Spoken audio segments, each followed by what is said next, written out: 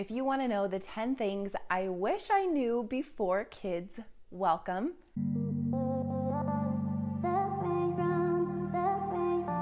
I'm Mallory. I have 3 boys, ages 5, 10, and 12. I've been homeschooling for 8 years, and on my channel, I talk about everything that's pretty much my life at this stage. So lifestyle, home, motherhood, and homeschooling. This might be a tiny bit chatty, so grab your coffee, grab your tea, grab your wine, settle in for a nice little girl-to-girl chat. So when I got pregnant, I was so excited, and I found a lot of advice about what I could and couldn't eat and what I should and shouldn't be doing, and maternity clothes and cute nursery ideas and top baby items I just had to have, which all of that is fabulous and you should definitely do that. But what I found to be lacking was the tips I'm going to share with you. And I don't know why nobody really talks about these, so I want to be your bossy big sister and help you out. So number 1, I just want to encourage you to know the essentials of what you need to function. So just get a piece of paper out and write down the top things that you need on a day-to-day basis under completely normal circumstances. And then I want you to grab a second piece of paper and take the top 4 or 5 items from your original list and write those down. And that's going to be your baby/survival mode essentials. And share them with your husband, with your family, and try to make sure that you can get those essentials met each and every day, especially after baby arrives, and it will help you to function. And I kind of like to think about this as I just flew with my boys to see my family in Kansas City. That's where I grew up. And during the flight attendant spiel and with the masks dropping down, they encourage the parents to put their mask on first before assisting their children, because we can't really help our kids if we're passed out because we don't have any oxygen, right?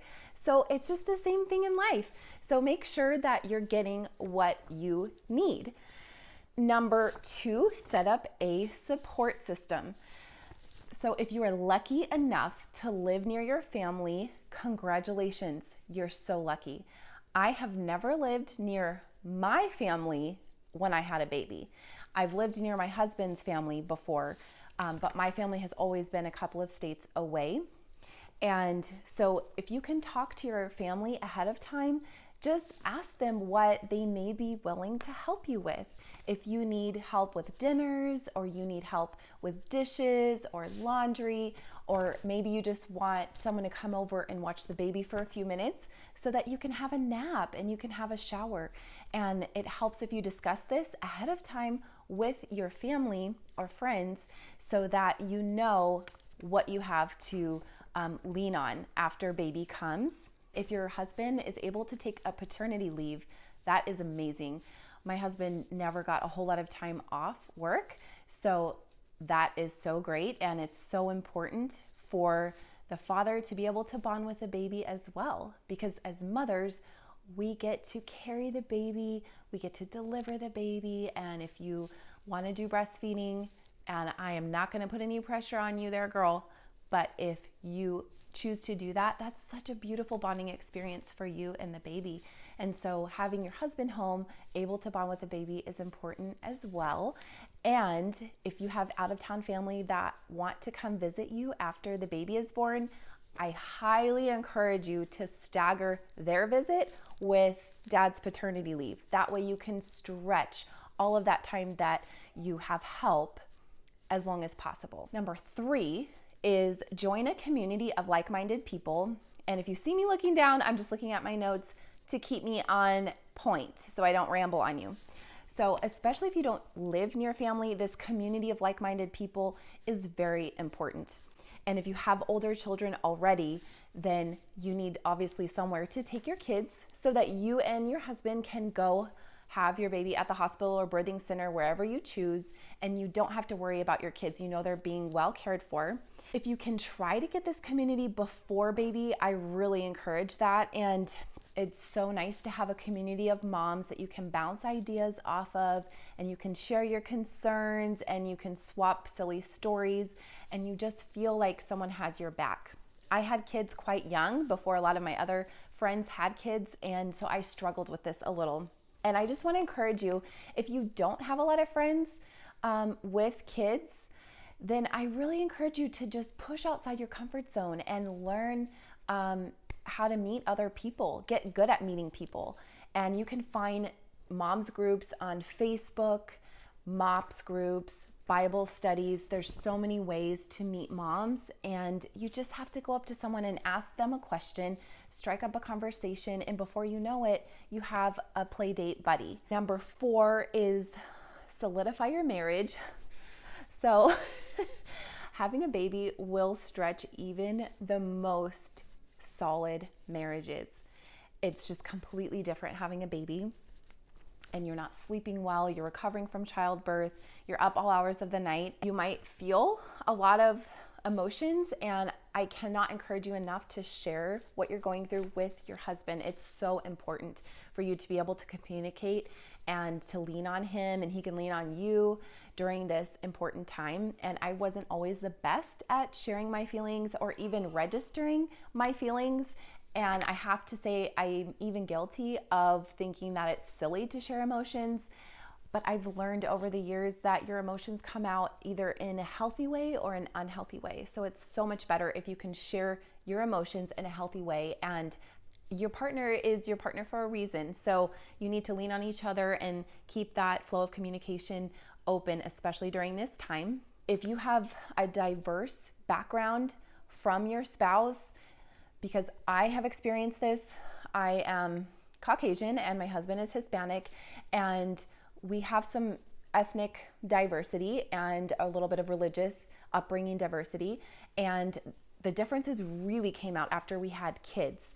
And so I really encourage you, before the baby is born, discuss those things. If you want your baby to be baptized, or if you want to dedicate your baby at church, if you want your child to go to church and you're currently not going to church, this is the time to really talk about those things and what you envision for your child, so that you're on the same page. Having unity in regards to raising your children is vitally important. Even though after baby is born, you're just trying to get some sleep. Our rule was, let's try to have our child in their own room at 6 months old. And so everyone does their own thing, but that was just kind of our goal, so that we could have our bedroom back for just us.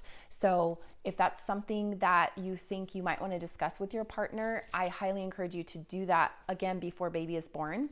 And also having scheduled date nights and spending time with your partner, just the two of you regularly, is so important, because you need to keep that relationship strong. And relationships are like plants. You have to nurture them. You have to let them grow.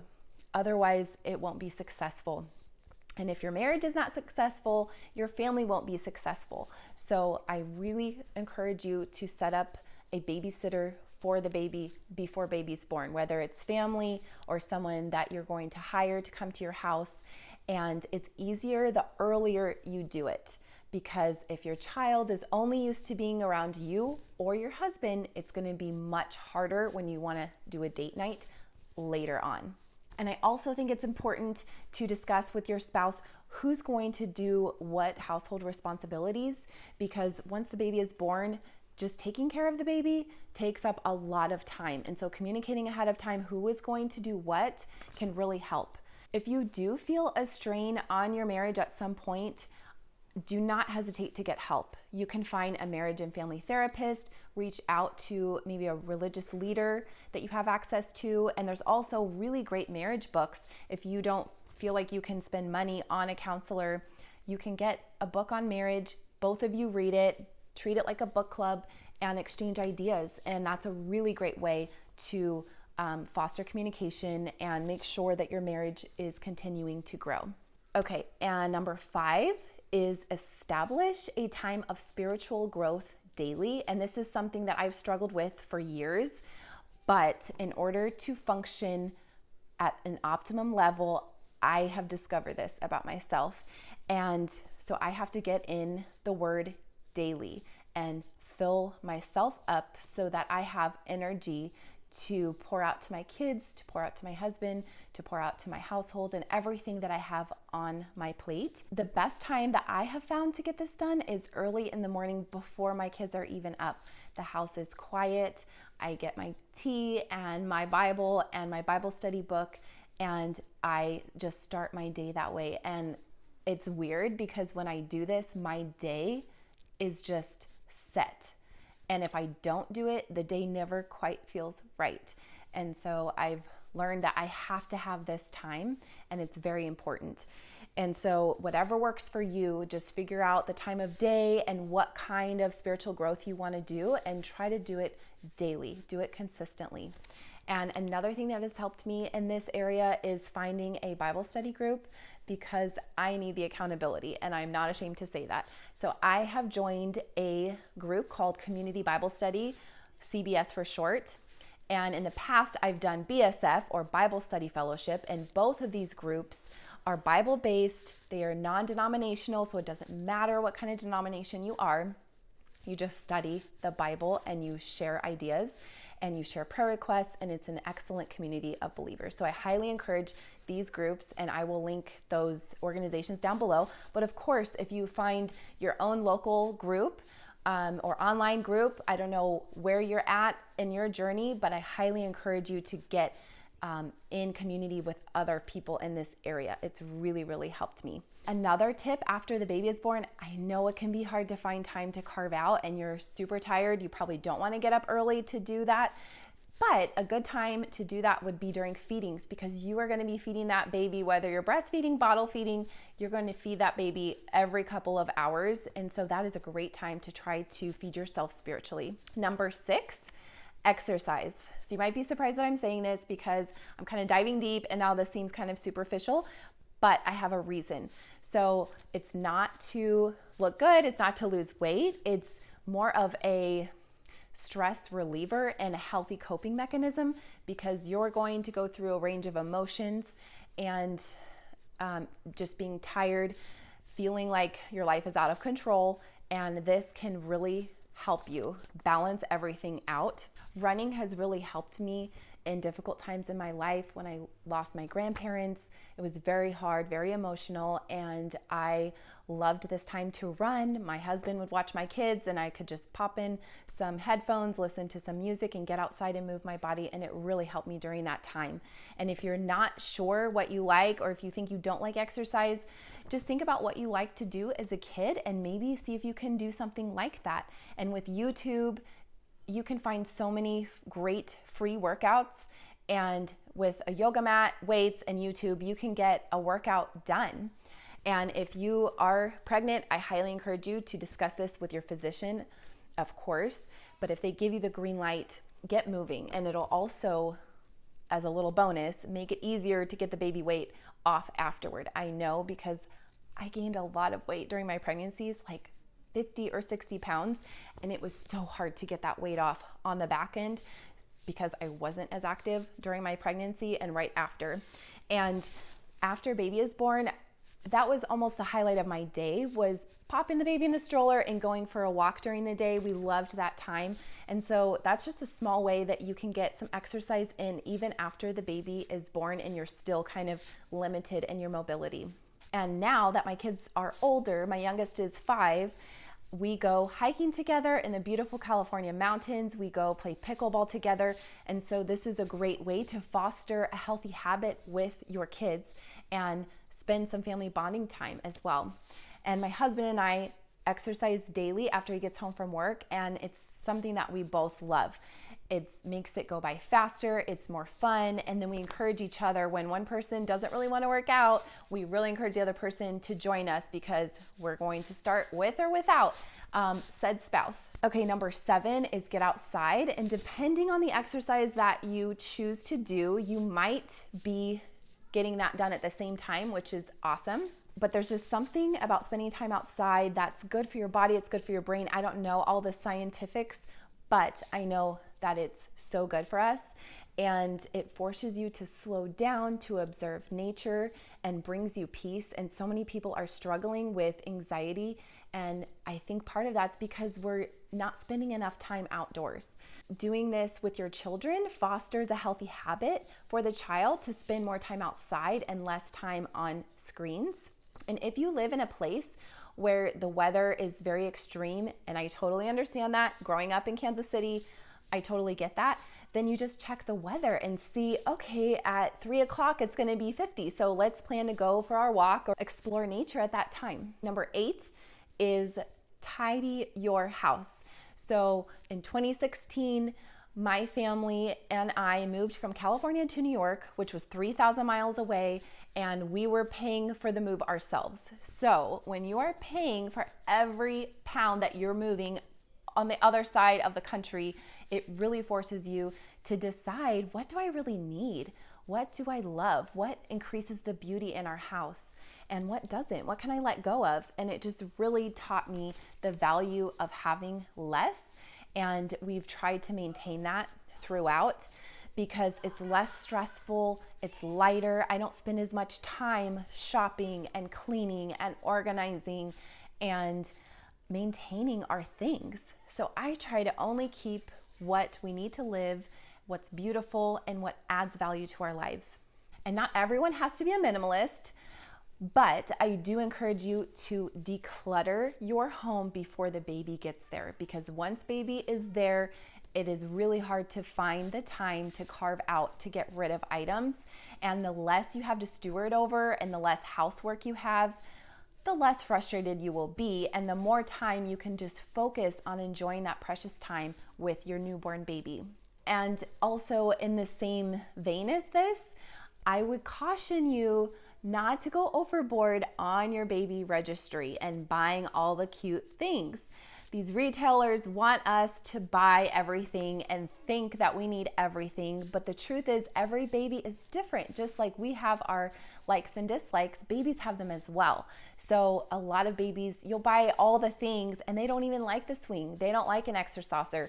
They don't like the fancy bassinet that vibrates. So you don't really know what your baby is gonna like until baby is there. So I encourage you to stick with the essentials, and then after baby is there, you can always acquire more items.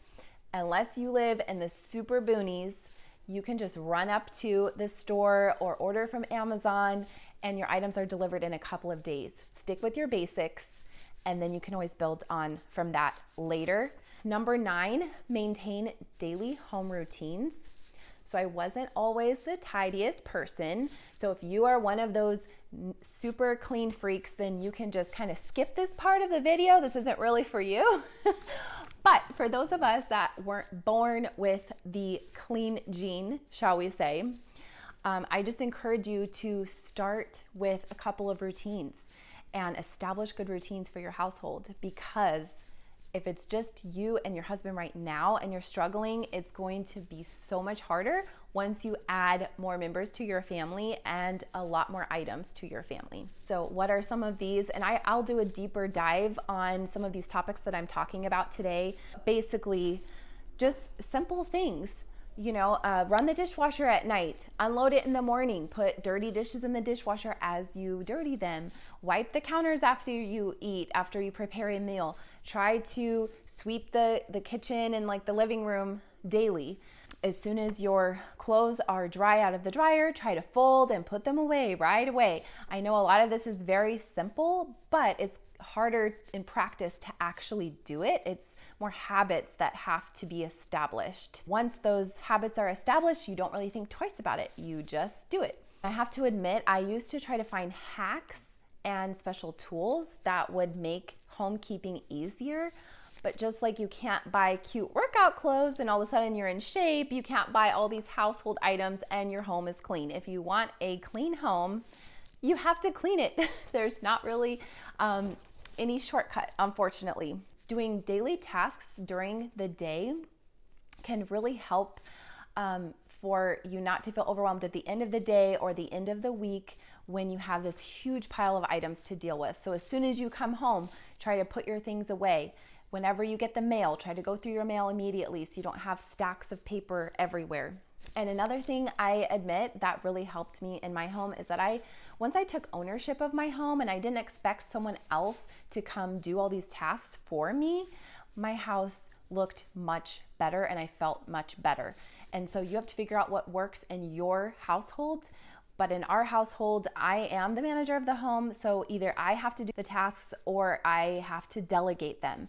And once I did that, then everything worked out much better in regards to our home.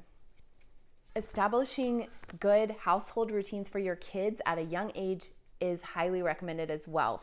The older your kids are, the harder it is to try to get them to establish those good habits. So see what's age appropriate and start having them do those little chores and picking up their toys. And it also gives them a sense of accomplishment. Number 10 is prepare yourself for a transition period. So up to this point, your life has probably been mostly about you, maybe your husband, but it is about to change. And I don't say that to scare you. I absolutely love my kids. I would have them again in a heartbeat. But I was not prepared for this transition of just not being able to go out whenever I wanted to. And I had this human being that was dependent on me for everything from changing diapers, bathing, getting them to sleep. And it was very overwhelming for me in the beginning.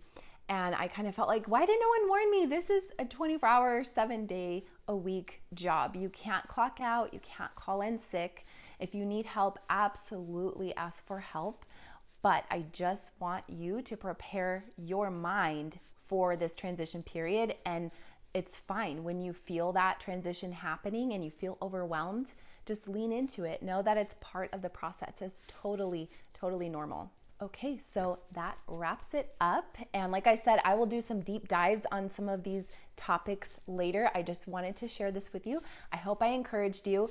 If you have some tips for soon-to-be mamas, please put them in the comment section below. And I will see you next time. Thanks for watching.